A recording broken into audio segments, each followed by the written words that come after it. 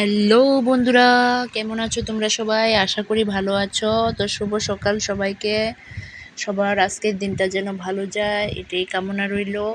আর আজকে হয়েছে রবিবার, তো রবিবার দিন তো আমার ছুটি, বাড়িতে আছি।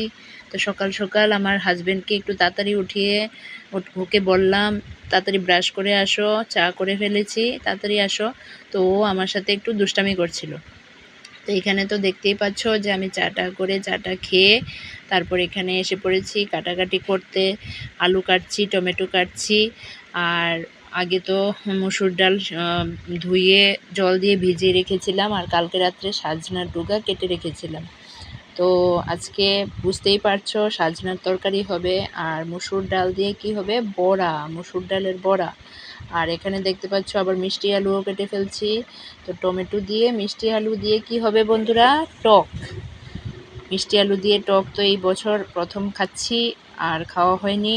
তো আজকে ছেলেকেও খাওয়াবো, একটু কম তেল ঝাল মশলা দিয়েই করব, একদম নর্মাল সিম্পলভাবে করব। তো মিষ্টি আলু তো আমার দেখলেই জিভে জল এসে পড়ে, তোমাদের কার কার আসে জানি না। আমার খুব ভালো লাগে মিষ্টি আলু, ছোটোর থেকে এখন অবধি আমার খুব ভালো লাগে, কিন্তু আগের মতো ফ্লেভার বা মিষ্টিটা নেই। আগে যে একটা মিষ্টি ছিল বা সফটনেস ছিল, এটা এখন নেই মিষ্টি আলুতে। তো এখানে দেখো মিষ্টি আলু কেটে ধুয়ে মিষ্টি আলু দিয়ে টক বসিয়ে দিয়েছি টমেটো দিয়ে। আর এখানে আমি পেঁয়াজ কুচি কুচি করে কেটে নিচ্ছি, আর লঙ্কা কুচি কুচি করে কেটে নিচ্ছি, কেননা আলু ভর্তাতে দেব। আর আলু যে দেখেছো কেটেছি, এটা আলু ভর্তা করব, তো আলু ভর্তাতে দেব। আর কিছুটা দেব ডালের বড়াতে। তো এখানে দেখো ডালের বড়া মিক্স করে ফেলছি, পেঁয়াজ লঙ্কা দিয়ে হলুদ লবণ দিয়ে এখানে আমি ডালের বড়া করে নিচ্ছি। তো বুঝতেই পারছো কিছুটা আমি কি খাবো আজকে। নর্মাল যেহেতু সব কিছুই রান্নাবান্না, তা আমি আজকে স্পেশালি খাবো অনেক দিন পর পান্তা ভাত। পান্তা ভাত আমার খুব ভালো লাগে, আগেও প্রচুর খেয়েছি, এখন অবশ্য কমই খাওয়া হয়।